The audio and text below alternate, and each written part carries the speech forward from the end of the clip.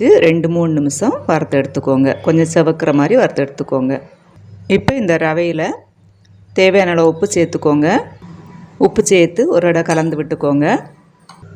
உப்பு சேர்த்து கலந்து விட்டதுக்கப்புறமா பால் வந்து நான் காய்ச்சி ஆற வச்சு எடுத்துருக்கிறேன். 1 கப்பு பாலுக்கு 1/4 கப்பு, 1 கப்பு ரவைக்கு 1/4 கப்பு பால் வந்து கரெக்டாக இருக்கும். இதை இப்போ நம்ம இதில் கொஞ்சம் கொஞ்சமாக சேர்த்து மிக்ஸ் பண்ணி விட்டுருக்கணும்.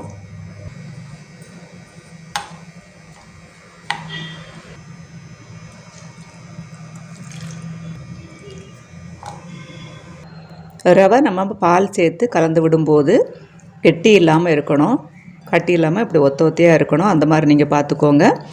ரவை வந்து நம்ம பால் ஊற்றி கலந்துக்கும் போது கொஞ்சம் ஈரப்பதம் இருக்கணும், இல்லைன்னா எக்ஸ்ட்ரா பால் கூட நம்ம ஊற்றிக்கலாம். பால் ஊற்றி கலந்ததுக்கப்புறமா ஒரு 5 நிமிஷம் அப்படியே நம்ம மூடி வச்சிடலாம். பால் வந்து ரவையில் ஊறட்டும். இப்போ நமக்கு 5 நிமிஷம் ஆயிடுச்சு. 5 நிமிஷத்துக்கு அப்புறமா ரவையை பார்த்துக்கோங்க. இந்த மாதிரி கட்டி இல்லாமல் உதிரியாக இந்த மாதிரி மணல் மாதிரி வரணும். ஒருவேளை உங்களுக்கு 5 நிமிஷம் கழித்து பார்க்கும்போது ஒரு மாதிரி கட்டியாக இருந்துச்சுன்னா நீங்கள் மிக்ஸி ஜாரில் போட்டு ஒரே ஒரு அடித்து எடுத்திங்கன்னா இந்த மாதிரி உதிரியாக வரும். இப்போ இதை நம்ம வேக வச்சுக்கலாம். நான் புட்டு குழல்ல வச்சு தான் வேக வைக்க போகிறேன்.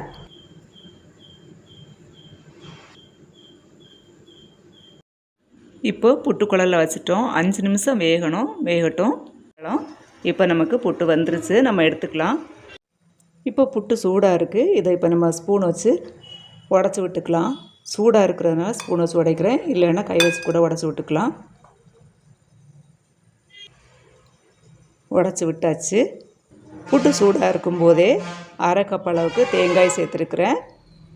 அது கூடவே 1 பிஞ்சு ஏலக்காய் பவுடர், இது கூடவே நெய்யிலேயே செவக்க வறுத்து வச்சுருக்கிற கேஷ்யூ நட்ஸ் ஆட் பண்ணிக்கலாம். இது கூடவே உங்கள் தேவைக்கேற்ப சர்க்கரை சேர்த்துக்கோங்க. நான் 2 டீஸ்பூன் அளவுக்கு சுகர் சேர்த்துக்கிறேன். எக்ஸ்ட்ரா வேணுன்னா எக்ஸ்ட்ரா சேர்த்துக்கலாம், நாட்டு சர்க்கரை வேணுனாலும் சேர்த்துக்கலாம். இதை இப்போ நம்ம எல்லாம் சேர்த்து கலந்து விட்டுக்கலாம். இந்த மாதிரி நீங்கள் செய்து பாருங்கள், ரொம்ப டேஸ்ட்டாக இருக்குங்க. எல்லாத்தையும் கலந்து விட்டுக்கிட்டு பாருங்கள், சூப்பராக இருக்குங்க. இந்த மாதிரி செய்தோன்னா இது வந்து ஈவினிங் ஸ்நாக்ஸாகவும் நீங்கள் யூஸ் பண்ணிக்கலாம், பிரேக்ஃபாஸ்ட்டுக்கு நீங்கள் ரெடி பண்ணிக்கலாம், இல்லை டின்னருக்கு வேணுனாலும் நீங்கள் செஞ்சுக்கலாம். ரொம்ப டேஸ்ட்டாக இருக்கும். அந்த மாதிரி தான் நம்ம செய்திருக்கோம்.